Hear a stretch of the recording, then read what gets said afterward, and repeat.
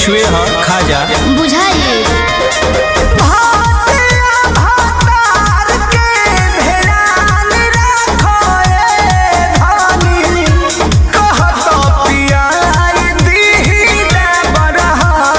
Doctor से हमरा तो माना बा, बिछुआ तो खाए के खाना बा।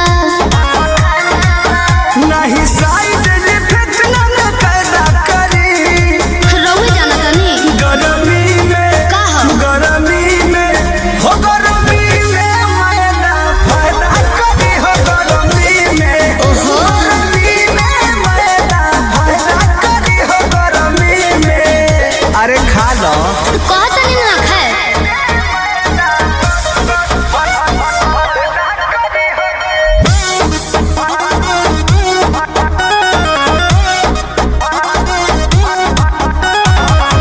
biharmasti.in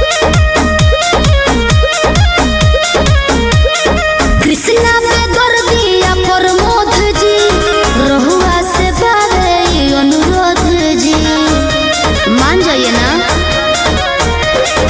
बाटे मजा पूरी ना ता पूरी हम खियाई थी ठीक बा। सरधा तोहार हम पुराई कृष्णा पे दर्दिया प्रमोद जी, रहुआ से बारे अनुरोद जी। तोहरा देही में एनर्जी के पैदा करी रउए ढेर जाना तनी गरमी में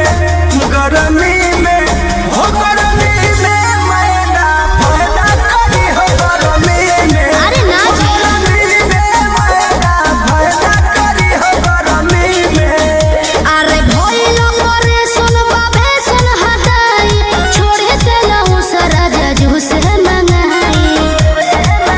नहीं सुई दवाई न पैदा करी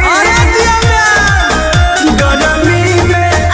गरमी में का जी? गरमी में मैदा फायदा करी हो गरमी में अरे बा। गरमी में मैदा फायदा करी हो गरमी में अरे बाप रहुआ ना मानेंगे। biharmasti.in